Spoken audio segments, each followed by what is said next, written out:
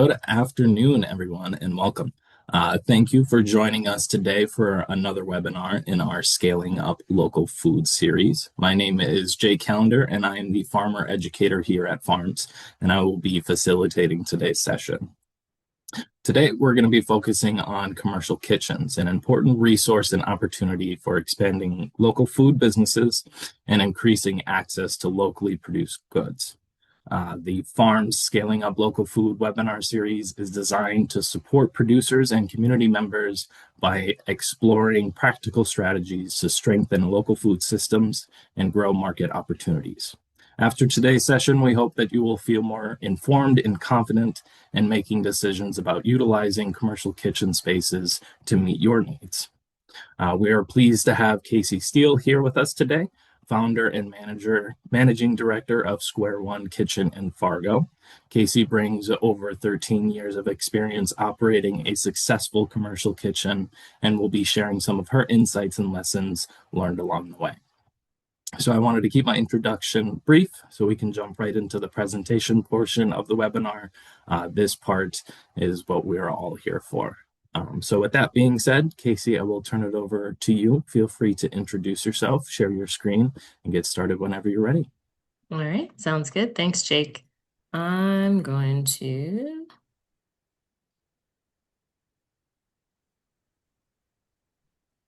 All righty. So like Jake said, my name is Casey Steele.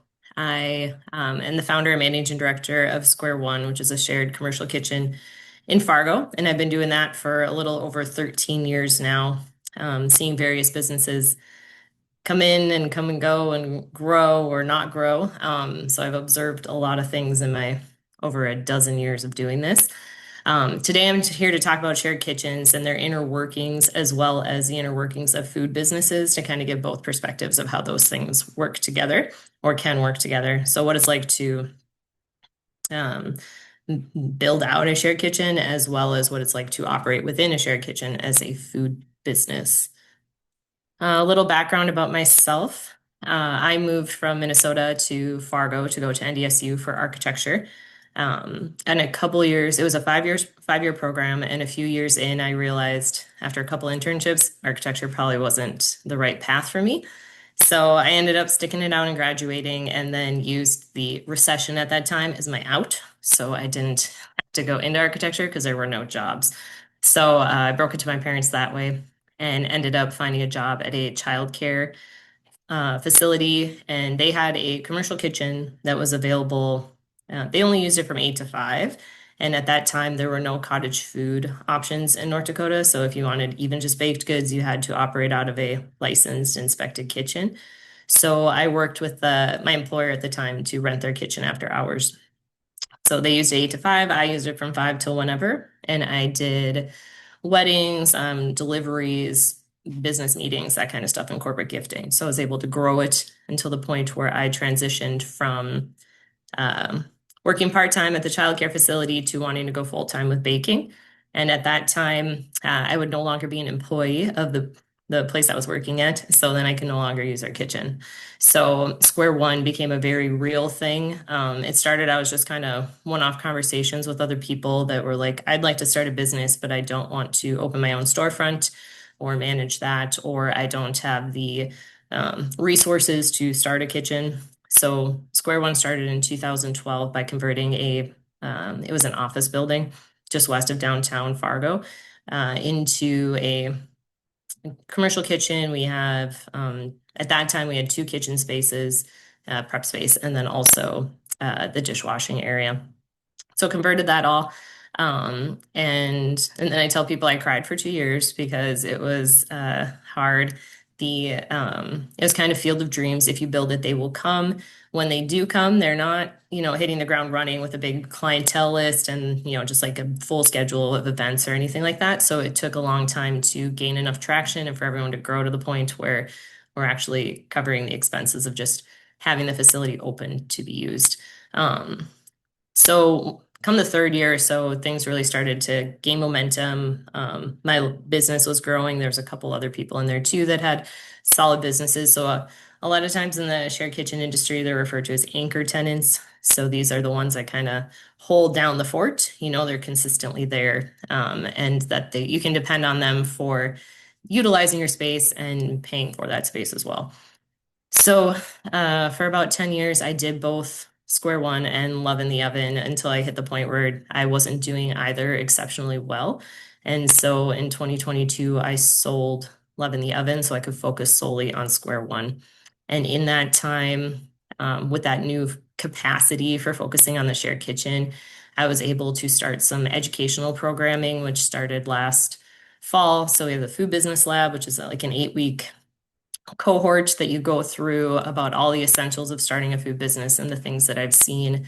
What differentiates a successful business versus one that likely isn't going to make it past the first year. So that's kind of my happy place right now, is more in the educating and sharing knowledge versus I'm very much done making cake pops. So this is a fun phase of my career again, to have some new energy around it.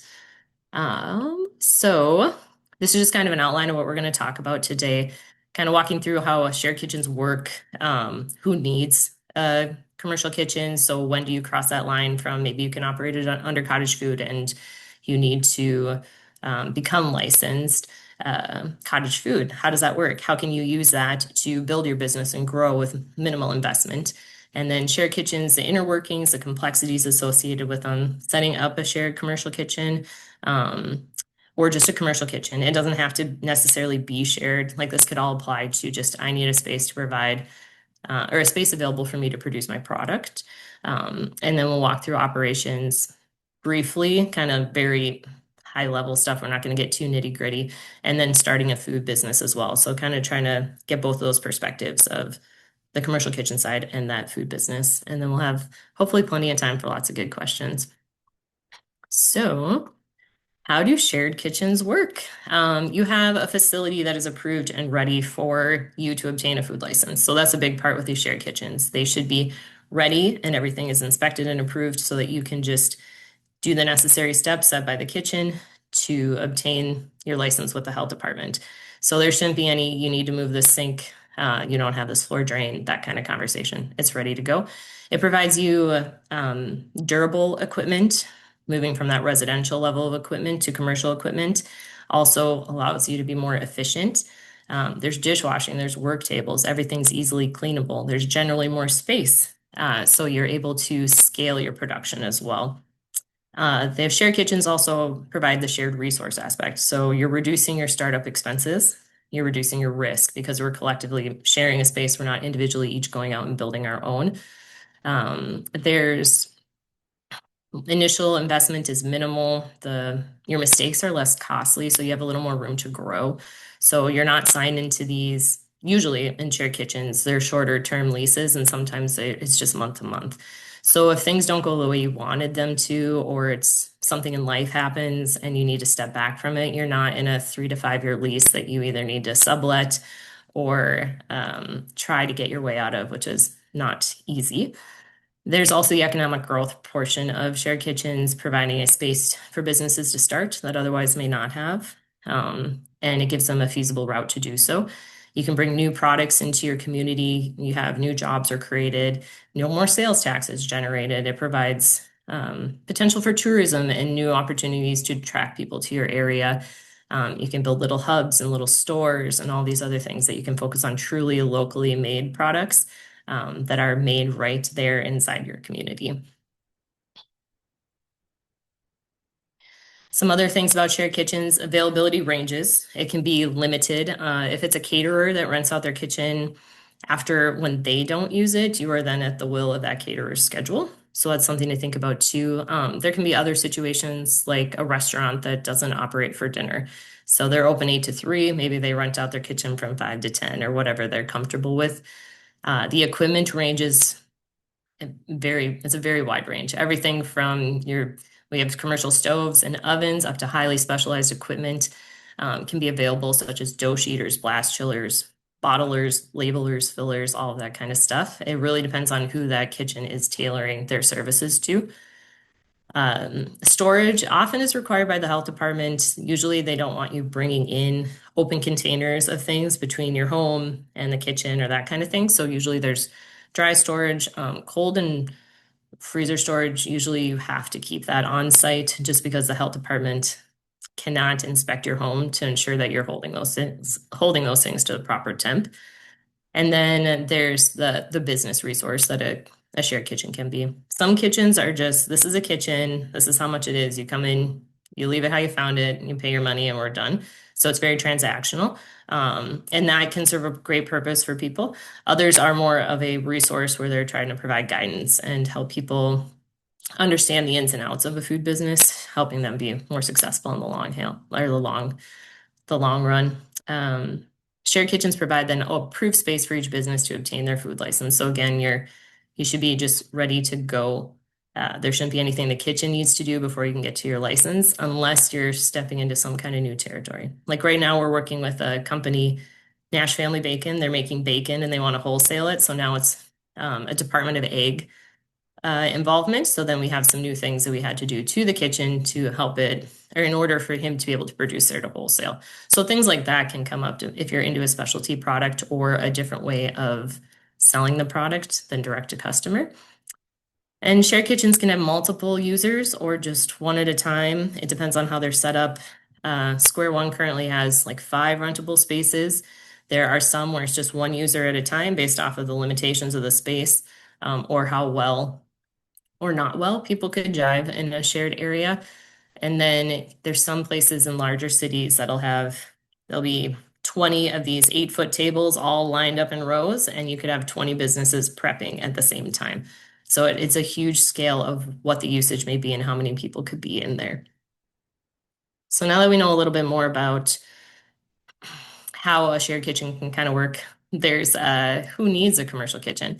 So any product for sale that does not fall under cottage food requires a licensed and inspected commercial kitchen.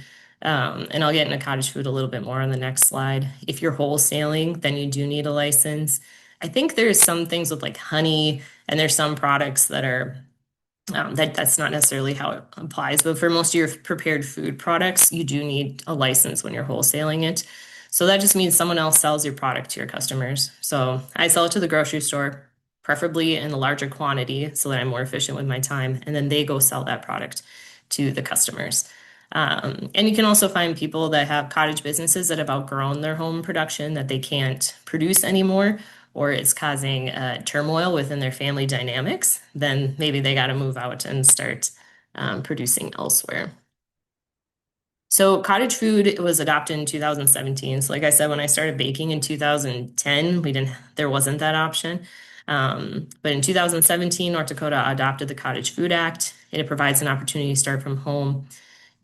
This is primarily low risk foods that don't, there's a very low risk for them to cause foodborne illness. So you're looking at baked goods, jams, jellies, spice mixes. There's no annual sales limit in North Dakota. And as of last year, you can sell your cottage food products online. And the biggest thing is just you have an informed end consumer. So on the right there, you see it says a consumer advisory notice. This just needs to be publicly displayed. So that way the consumer knows that it wasn't inspected, and then that's up to them whether that factors into their decision at all. If you're in the Minnesota side of things, the cottage food operations are quite a bit more involved. You register your business. There are annual sales limits depending on if you do the food safety training or not. That can expand your sales limits for there. But otherwise, they're pretty similar as far as what products you can do under cottage food.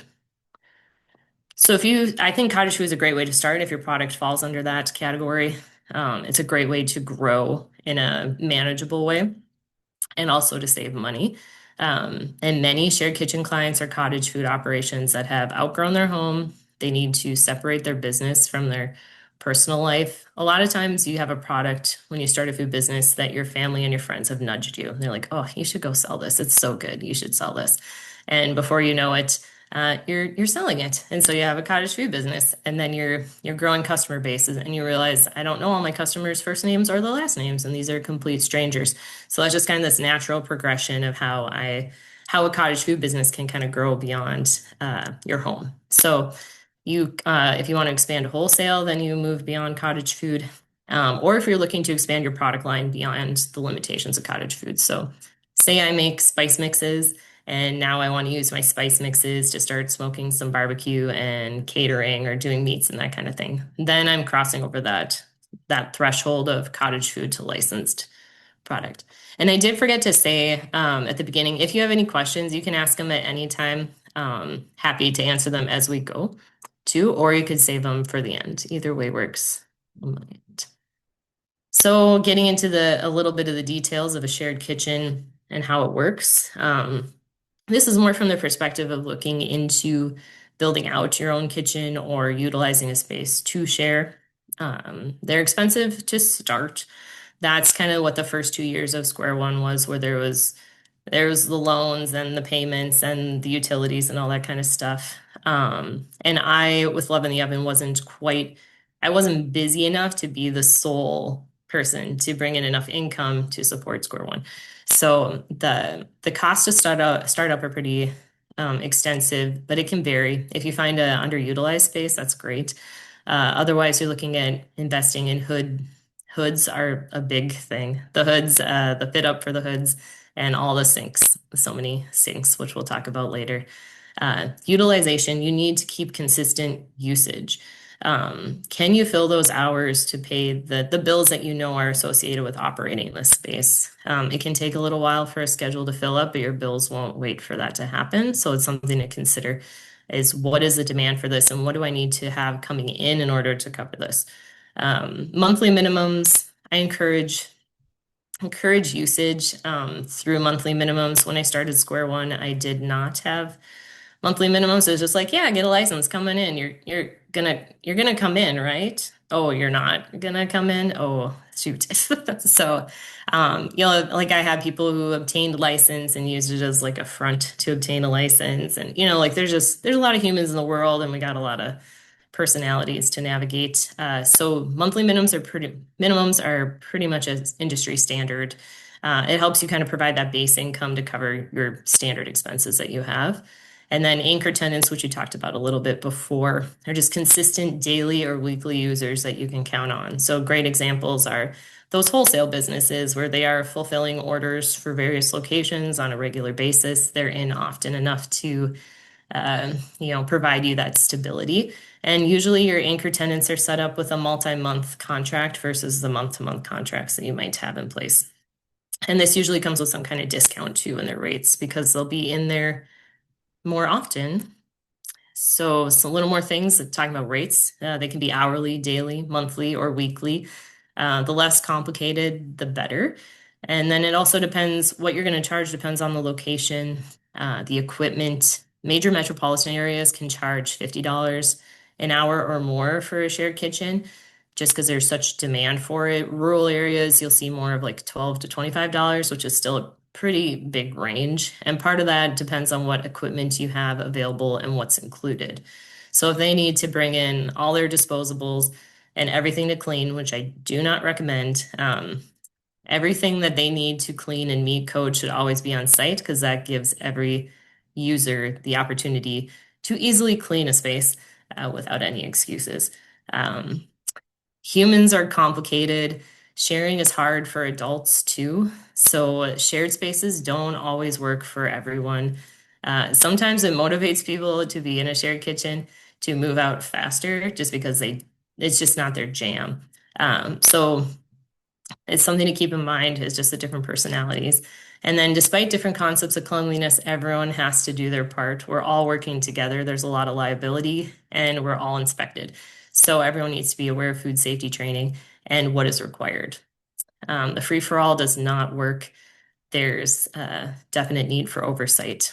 It doesn't mean you have to be on site all the time, but readily available and have ways to check in and make sure that things are being done properly and that there is no chaos. I've had a couple maternity leaves where when I was gone, someone else, one of those anchor tenants kind of kept tabs on things, and it was very much when the cat's away situation that I came back to. It was just like, oh, it's like a whole nother society developed while I was gone, kind of thing. So, but the maintenance is a big part of shared kitchen too. So it's the shared kitchen's job to keep the equipment functioning, but there's going to be inevitable downtime. Repairs take a while. It can take a while to get someone in to look at your equipment.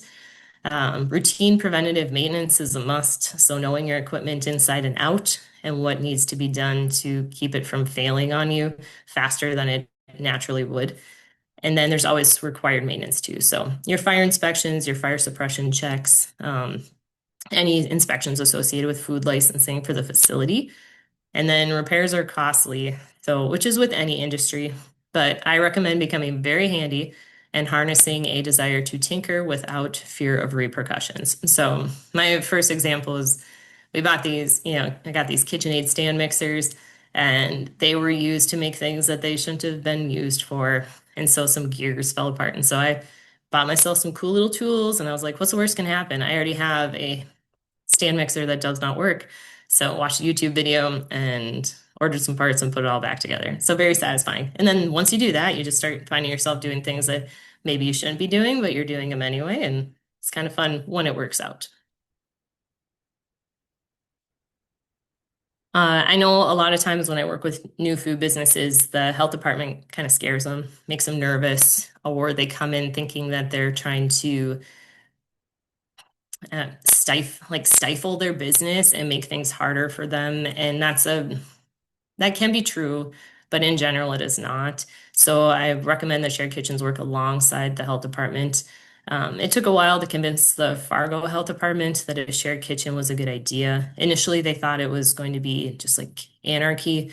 And you're just coming and you're going, and someone's here, and all of a sudden there's 10 people here, and then there's nobody here, and who's responsible for what. So once they got on board with the idea, which this was 13 years ago, so co-working spaces weren't nearly as common. So it's definitely shifted that conversation a lot.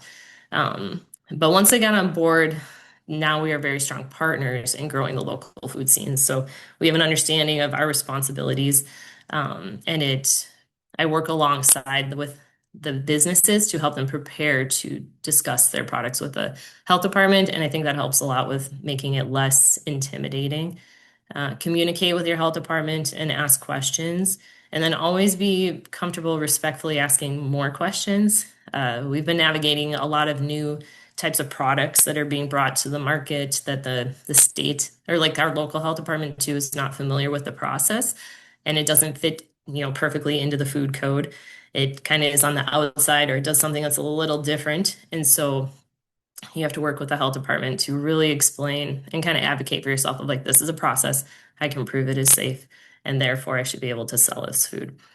Everyone is understanding the food code and food safety. Food safety training does make a big difference. North Dakota does not require food safety training for food businesses. Minnesota does.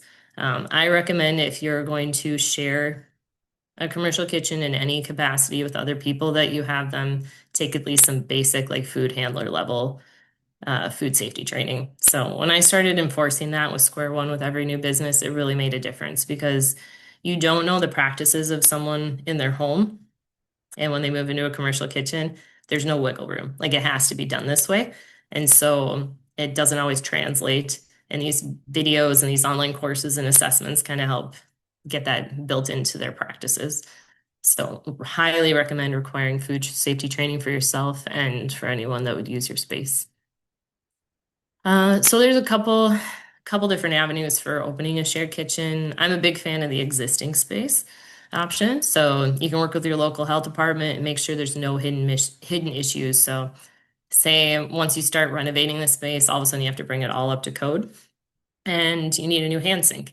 An example of that is with Square One.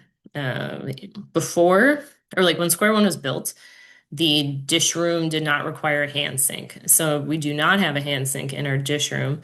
But anytime now that I move or I renovate that space, then I'll have to, bring it up to code and put a hand sink in there. So that's just an example of these kind of hidden issues that can be very costly. So it's good to really understand what is required. Underutilized commercial kitchens they're all over the place. Churches have some really nice kitchens that aren't used very often, or not very much at all. And then there's been a lot of talk about using elementary schools and other schools that have closed down. And so you have the opportunity to convert those spaces into really interesting things. as well as a commercial kitchen. And of course, restaurants, they close all the time. So there's usually a vacant restaurant hanging out somewhere. Might not work, depending on the size of it, very well for a multi-user shared kitchen, but you could have a handful of people with varying schedules that work complement each other that could operate out of there. The existing spaces may be limited by layout, so that's something to think about too, but big fan of being creative. You can get a lot done in a space, even if it's not exactly the way you want it to be.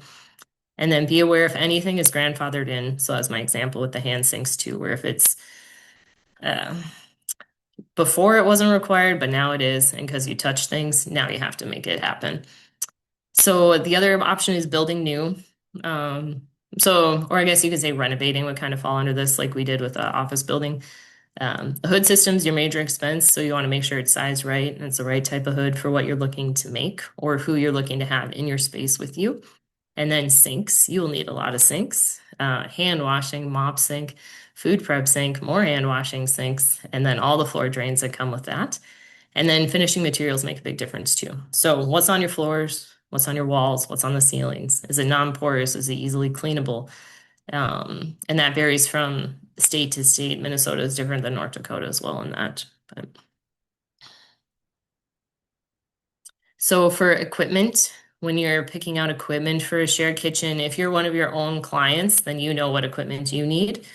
I always recommend starting with what you know is essential, and you can have a wish list item and work towards that. It's really a bummer to purchase a piece of equipment and watch it just sit there and nobody use it, because nothing in the commercial realm is cheap. So it's good to be very intentional with what you're purchasing. So if you have clients lined up, ask them questions. What are you looking to do in 2 years? What are you looking to do? How do we like work towards those equipments? And what do you need to actually start on day one? Restaurants close often, so auctions are a great option too for especially like your work tables and your sinks and your kind of things that don't have a lot of moving parts to them to look through. But you do want to be wary and thorough because people can be very tough on commercial equipment, especially in a restaurant setting. And the other part of that too is new versus used. The warranties on new equipment aren't substantial. They're pretty weak. It's usually a year is all they'll stand by. So it's not like you're gaining a whole lot by buying new equipment, unless you get into those larger things like your walk-in cooler. Those can have like 3 to 5 year warranties on their compressors and parts like that. So that was a bit about shared kitchens and the spaces themselves and kind of building them out. But then there's the operating part of it. So if you're sharing a space with other people, there's the kitchen side of things and there's the client side. So the kitchens, you need to maintain a safe and functioning facility. That you want downtime on equipment to be minimal. So do your best to be on top of that and getting it fixed. Try it yourself, order a part, or bring in a professional, and then inform everybody of that situation. The training of clients is super important because this may be their first time operating in a commercial kitchen. So I would say the majority of businesses are coming from some kind of either cottage food or I was making food out of my home and my family and friends said, you should sell this. So they don't necessarily come from a restaurant experience or maybe they worked at Subway 20 years ago, but that's not quite the same as the kind of product that they're looking to make now. So it doesn't translate as well. So training of clients and making sure that they feel comfortable with the equipment, that all this shiny stuff can be intimidating. And so just making sure that there's this check on, okay, you understand the food safety, the way you store things, the way you clean things, so that we're all on the same page and they're not scared of what they're doing or feel like they're doing it wrong or that they don't belong in this space because they're very few shared kitchen clients are actually chefs. So it's mostly these kind of grassroots businesses that are growing from encouragement. And I like to make sure I check in and talk with the clients as much as I can at the kitchen. I don't catch everyone because some people operate at off hours and I'm not there all the time. But I like to make sure at least the lines of communication are open so they can ask me questions. It was a lot easier to do this when I was using the kitchen myself as a client because I was in there with other people having conversations day to day. But that's changed. So now I have to be way more intentional with checking in with people. Formal agreements, I highly recommend making sure there's no or minimal room for interpretation. If you leave the door open a little bit, it can be kicked open and then abused. And I try not to be this like negative naysayer kind of person about this. I just try to prepare people for what I see as the inevitable. When you open your doors to different businesses and concepts and people that you don't know, you're going to navigate all the things that come with that. And once in a while, you do get a bad apple or bad seed or whatever that saying is, where they're coming in with not necessarily ill intentions, but this is some kind of like money making scheme or something, which is ridiculous in food business to think that you're just gonna go like, I'm just gonna go make like a ton of money doing this real quick. And it's like, oh, sure, good luck. But um, just be formal, have, paperwork and agreements and contracts that are signed, and that way everyone knows what is expected of each party. And I will give you a heads up on the shared kitchen side of things that insurance is hard to find. A lot of insurance companies do not want to touch a shared kitchen. We don't necessarily fit neatly into any of the categories for insurance. And then there's a lot of liability.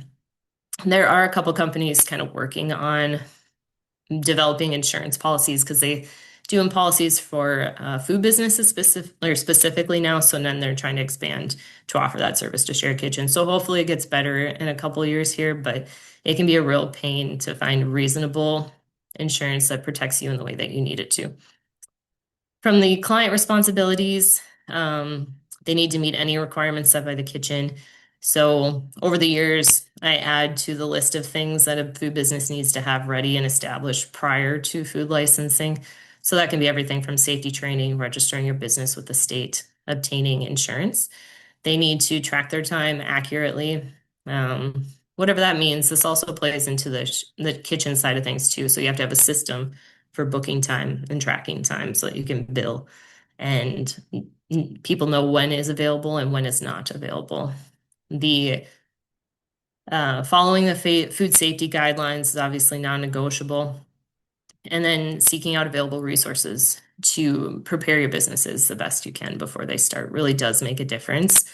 It the most concerning ones are the ones who come and they're like, I need my license tomorrow. And it's just like, whoa, wow, this isn't going to happen.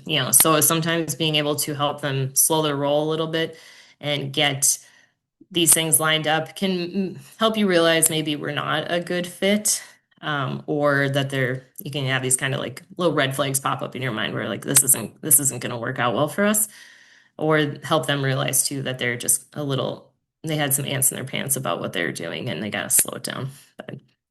But otherwise, taking it seriously, there's more to a food business than good tasting food. It's highly competitive. So whatever you can do as a food business to prepare yourself for what you're doing and researching does make a big difference. And then working with your health department. So in the case of if you're bringing a new product, that kind of thing, working alongside them to make sure they understand everything.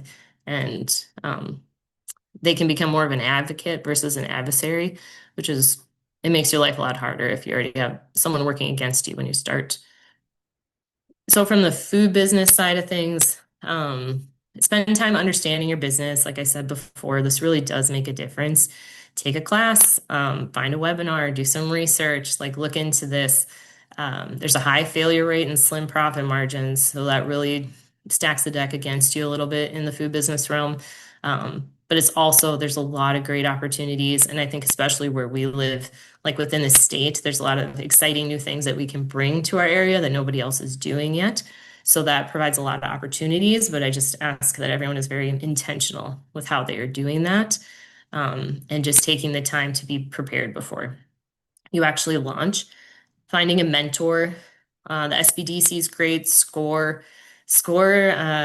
they can connect you now with mentors that are specific to your industry. So like when I started Love in the Oven, I had a wonderful Score mentor, but he was in the lumber industry. So it didn't really translate to like cake pops and scones, but it was helpful. But now, when I reached out to Score about some like shared kitchen things I had and questions or ideas I had, they were able to connect me with a mentor in California.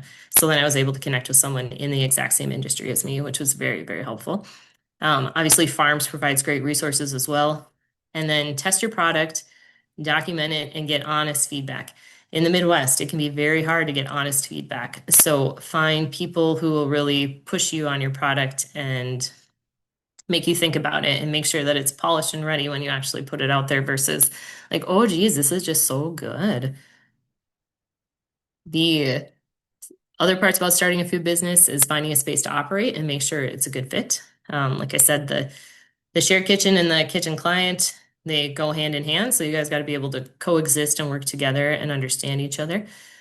Discuss licensing with the appropriate health department. So the local state, FDA, how are you selling your product? What state are you operating out of? Are you selling online?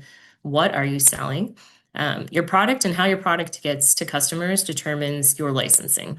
So straight to customer doesn't usually involve any FDA registration, and if you do less than, say you get into wholesale, but you're doing less than 50% of your sales are wholesale, then you don't necessarily have to worry about the FDA. But they do get involved when you go across state lines. So that's something that also can factor into a shared kitchen side of things is this an FDA approved facility so that people have that opportunity for selling their products in different ways. If you're once you're approved for operation, no, it takes a little time to become efficient. You're operating a new space, things are a little bit different, and you can build up to new equipment and wares and other items to increase your efficiency.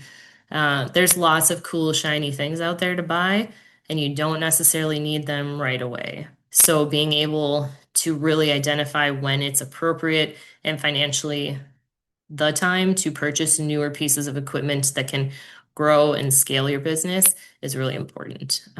It's very easy to get caught up in all of the fun gadgetry out there, and it's not always good. So, the other part is I try to tell people to keep your day job. It puts a lot of pressure on your business when you start, if that is your sole source of income. So that can become a huge strain, and things may fold and close sooner than they ever should have, or maybe they never would have if you could have just given yourself a little more breathing room to do that. So, in my example, I worked full time at the childcare, then I went part-time, and then I transitioned. And that didn't mean that like day one of full-time baking was like I'm so stable and this is great. It was just like I can handle this and I can budget appropriately until things grow where I need them to be without interfering with my personal day-to-day bills and all the other stuff that comes with life. So there are pros to operating within a shared kitchen as a food business. There's a great community that naturally can exist within a shared space because you're with like-minded entrepreneurial people who are invested in the food scene in one way or the other. They can share their challenges and successes and new concepts. This can all take place in one spot, just very naturally. Like the conversations I walk past are so fun to hear of people talking about how the market went or what they're doing differently there that's helping, they think is helping them sell more product. The other part is connections and referrals. So say Sam's selling his product in stores and you want to sell your product in stores and you guys are in the same shared kitchen and Sam's over there and you're like, hey, Sam, I would like to get in stores. How'd you do that? More often than not, people are surprisingly willing to share that process and help other people get established, especially if it's not a direct competition to them. So education. Some shared kitchens are more than a space to rent. So there's opportunities in there, especially if they're more in that incubator realm of things. Equipment repairs are not your responsibility to pay. So that is really a nice perk as a client of a shared kitchen. You're not responsible for paying those repairs unless you like blatantly broke something. But usually it's just wear and tear that, causes equipment to fail. So my current example is the dishwasher is broken. The dishwasher is like the heart of the kitchen too, just to let you guys know. When that thing is down, everyone is generally just crabby. So it's important to keep that thing up and running. But the dishwasher is broken. Don't worry. Casey will figure out why it is that the door feels like it weighs 100 pounds when you're trying to open it. Oh, it's a terrifying spring on the back. I will order the parts and then risk my life trying to fix it. Your cost as a shared kitchen client is just you had to hand wash things for a few days while that was all taking place. So there is some nice things to know that your facility, if it's well managed, is taken care of and you're not responsible for these very, surprise costs that can come up. That doesn't mean that your own personal equipment can't fail you, but at least you know that those things should be functioning and they'll be fixed if they are not working. Flexibility of a shared kitchen. You don't have to staff a storefront. You work when you're busy and when you have business. This can even be ideal for mobile businesses or seasonal ones. So in the case of a food truck where they're operating, May to October, so they don't have to worry about that rent in the off season as long as the shared kitchen has some kind of 6 month-ish contract to work within. So if you're not busy, you're not necessarily paying for that time other than monthly minimums or other things that can be in place there. Some cons of the shared kitchen. There's potential for scheduling conflicts. A lot of places are first come, first serve. If you don't know your schedule or you're kind of fly by the seat of your pants, then that may not work for you, or you have just less ideal hours. Square One's 24/7 access. There aren't a lot of people between like 10 p.m. and 6 a.m. So those times are always available, but they're also always available because nobody wants them. So if you had to get in for something, as long as it's not a thing that needs to be delivered hot and ready to eat, if it's some kind of baked good or that kind of thing, then that time is available to you. There is limited availability. So some kitchens are not 24/7, and then that's based on the owner's schedule if they're a utilizer of their space. If someone booked that space first and you can't get in there, there's potential that you don't get to take on an event or something that you were looking at. You do have to pack it in, pack it out. That is, you don't just, your spices and things and your pots and pans are not all at your fingertips all the time. So you take a cart, you load up your things from your storage, you bring them out, you set up your station, and at the end you reverse it. So I do think that this is good for I'd say from a cleaning perspective of kind of getting you in that practice of your own space. This is not chaos, but it is nice. A lot of people, when they move from like a shared kitchen to their own space, they're like, all my stuff is just where I wanted it and it's right here. And that is a really nice thing to work towards. So it's something to think about. It is definitely not a deal breaker, and you can think of it as temporary as you grow your business with the intent of moving into your own space. Depending on layouts in shared kitchens, they may not be very private. Our spaces are very open, except for one of them, so you're kind of just out and about with everybody. Not all shared kitchen operators operate the same. Like I said before, some it's just very transactional. Others, there's more involved. Some people they again think it's a money way to make money, which is very entertaining to think of. But it's just there's different personalities on the shared kitchen side as well as the users. Again, sharing can be hard, and there's intellectual property concerns too. So if similar concepts exist in one facility, it can be challenging if they see each other as a threat. We've had this a couple times, and we've either done like lockable secure storage where they know that their recipes and their intellectual property is kind of secured away. And we've had it where it's led to the point where we've had to vary their schedules. Like, okay, you guys can't be in at the same time. And with that one, I was like, okay, this has gotten to the point where we have to sit down face to face and just talk about this and realize we're all just humans.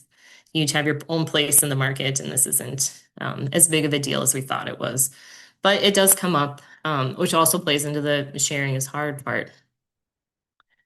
So, wow, I'm like actually taking quite a while. I thought I was going to speed through this in like 30 minutes, but so where to start share kitchen, determine the demand for where you are. So ask people, determine how serious they are too, and then talk with the health department. What have they been hearing?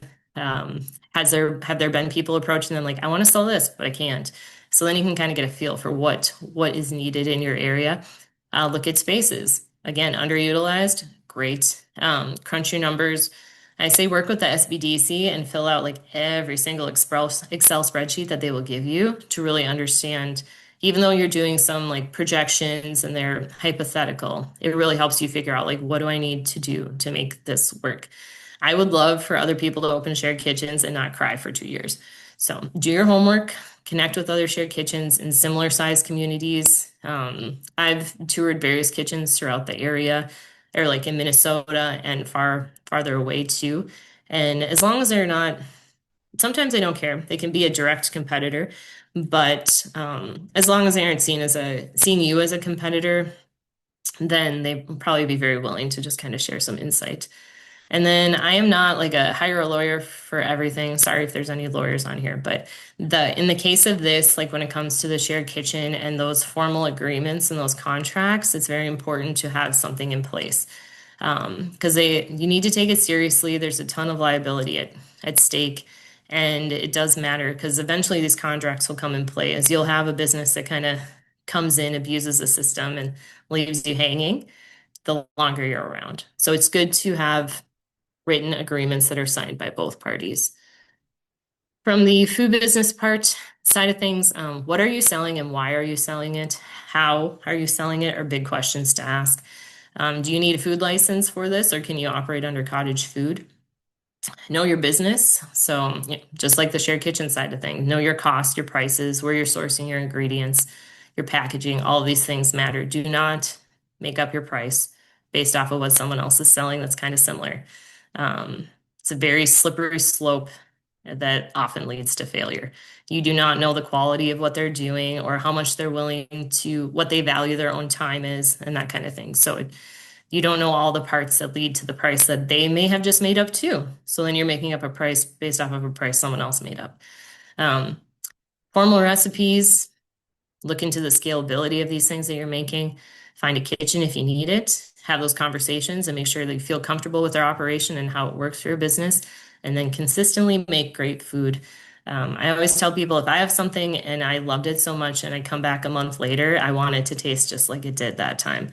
So being able to consistently produce a product so that your customers can count on you is consistency is a big issue that comes up in food production. So just take the time to document those recipes and make sure that you can replicate them over and over again and that other people can replicate them for you in case you're not available. Alrighty. So these are just screenshots of random things that I deal with on a regular basis. Everything from thermometers to broken bins to leaking. Uh, well, someone moved the ice machine. They were trying to be helpful and clean, and they actually just like snapped off the PVC part of it. So yeah, it's just people. So, but yeah, does anyone have any questions?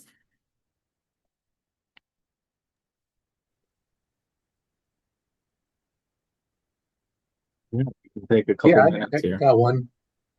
What do you charge for rental space? Does it depend on the length of time or just is it per session or how does it work? Yeah, I do. It's hourly. So, and I've done that from the beginning. So right now the kitchen space is $22 an hour because it utilizes more resources. And then the prep spaces, which are just like work tables basically, are $16 an hour. And I increased those a couple years ago, but otherwise, so they were at 20 and 14 for like 10 years almost. Because it's kind of this concept too of if there's more people using this space, we don't necessarily need to bring up those rates, kind of thing. But that ebbs and flows too. So you don't always have, sometimes there's 24 businesses in there, other times there's, like 30 some, and that factors in. But Okay, thank you. mhm. Mm. I just saw a question on there from Ellen. Okay, of your food business clients, how many are using their own produce, meats, dairy, eggs, grains, honey, and to for what they are making at your kitchen?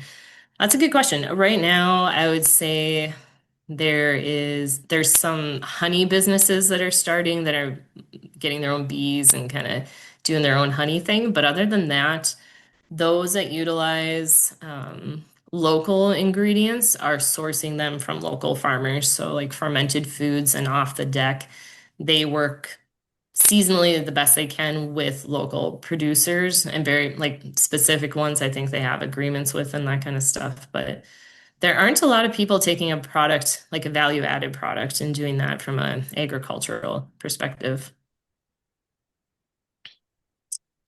Um, and then Elizabeth, what kind of lawyer do you recommend? Corporate, personal liability, contract? It was a long time ago, Elizabeth. I think it was, I'd worked with a contract lawyer to develop the licensing agreements for the kitchen. So it was very formal process of, he had worked off of some kind of template, customized it to square one in the operations here. And then since that was created, I've just adjusted it with addendum kind of situations or adjusting the rates that are shown in the contracts. I'm just going Any to other ask a questions follow-up. for Casey? Casey, can you quantify roughly about how many hours a week it takes you just managing the kitchen, fixing things, contracts, all that? Hmm, that's a good question. There's some seasonality to the kitchen. So right now I'm getting into the busier part of the year because we're kind of getting to the point where there's food trucks are getting started to come back, which isn't a huge part of Square One. A lot of food trucks are like standalone kitchens that don't require a commissary. But the other part of that is you have caterers that are wedding season based, farmers market businesses, that kind of thing. So I would say from May to October is the busiest time of year. And I like to give you an example of my schedule. Like I have little kids that I drop off at 8:30 and I pick them up at 3:30. And I can mostly get all my work done in that time. Um, but the onboarding process, I've kind of trimmed that down. So it's very, I have the resources available and the links to them and that kind of stuff to help that part go as smoothly as possible. Because sometimes that's lost time too. Because, well, lost time from the kitchen side, not lost time to the business. Because then they realize they're like, oh, I'm not ready for this and I'm not going to do it right now, which is very valuable information. But I would say managing the facility, if you averaged it throughout the year, is probably 20 hours a week because I used to also do this alongside baking. Um, and I could keep both afloat. So, like I said, I wasn't necessarily doing fantastic at either, but I kept doing it. So, but yeah, I think it would be a part-time role for managing a facility, depending on the number of users and its availability too. So if it's 24/7, obviously I'm not like awake all night hanging out there or anything like that. But yeah, hopefully that helps. Yeah. Thank you. Elizabeth asked, would I be open to training someone, an intern? Oh, of course, I'd love that conversation. And then, do you allow rendering of fat in your kitchen? So I imagine that's just like a slow and low process, like kind of a crock pot scenario, maybe something like that, Ellen. I don't know specifically, but when we toured Sprout recently, we were told they don't allow it. And as we're exploring the North Central local food hub initiative, we know that we have at least one meat producer who would like to do rendering to create face creams and such. And so as I understand, there can be floor drain or, you know, um, wastewater treatment issues maybe, but wasn't Oh, sure if you run into anything like that. no, we haven't had anybody do that. I'm always a little leery of like unattended equipment situations.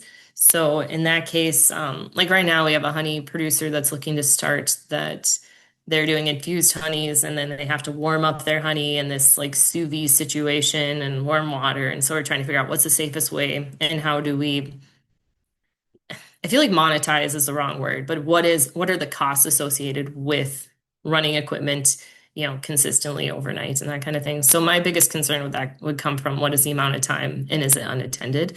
As far as like floor drains, there's grease and the fat part is can wreak havoc on any kitchen. So I'm sure there's some kind of process for making sure that the wrong things do not go down the drains. But oh, Brian asked what my break-even costs are. That also varies a bit throughout the year. Obviously, utilities are high. Our utilities are higher during the summer just because of the usage and the cost of trying to air condition the facility when you have multiple ovens fired up and hoods kicking in the warm air from outside. But I'd probably average, I don't know. I'd have to look this up. So, um, Yeah, I know between, it kind of depends on, I guess, the equipment you got in there, what they're using and all that. I understand that. And just, if you're looking at doing a kitchen is just, like you said, depends how much money you stuck into the place and then your equipment costs and all that too. So you got to recoup that. But yeah. so, Right, yeah. So then you have to build in whatever you invested in it initially. Our costs are higher than they used to be because I was very aggressive with trying to pay off the debt associated with this business. So we no longer have like a loan payment, but the I'd say between like utilities for it's a 3,200 square foot building. Utilities probably average about this is gas and electric, probably about 800 a month per year. It's a pretty efficient building though, like we've re-insulated it and it's not complicated building too, which is to our benefit. Um, and then you add in, trash and all those other things too. So those are your other monthly expenses. I'd say not factoring any kind of payroll and just covering what it costs to keep the lights on and the doors open. I'd probably say about 4,000 a month. okay, thank you. Mhm. Well, we are getting a little short on time. So if there are any other questions, please feel free to drop them in the chat or send them to me directly, and I'd be happy to forward them over to Casey to get a response. But thank you so much, Casey, for taking the time today to come into our session to present on the wealth of knowledge that you have. So thank you so much. Oh, of course, yeah. Can I answer Michelle's question quick? Yeah, absolutely. Okay, so she asked if there's any suggestions for a shared kitchen that would be more of an event center. Um, yeah, so well, the square one used to have a seating area. It was only a 40 person, but we ran into issues with the heating of the building, like how hot it got in there, and literally like baby showers and pregnant women being really uncomfortable. So it's just the space itself did not make sense. But as well as the time invested into the event. If you're looking into a larger event center, Michelle, I think there's potential for that because it is another revenue stream, which helps provide to the sustainability part of the business and how long it can last. So I'm sure there are plenty of examples out there where they're tying that into things, or we do cooking classes. So there's other ways that you could utilize that event space too. Educational classes too. So yeah. I Great think I idea. got everything that was in the chat. I think so. Okay. Good deal. All Again, right. if anything else pops up, feel free to reach out to me and I can definitely put you in contact with Casey. Yeah. But just a few closing notes before I let you all go. First, we greatly appreciate it if you could take a few minutes to complete our webinar survey. It should only take about 5 minutes, and I'll drop the link in the chat right now for you guys so you can access it while I finish up here.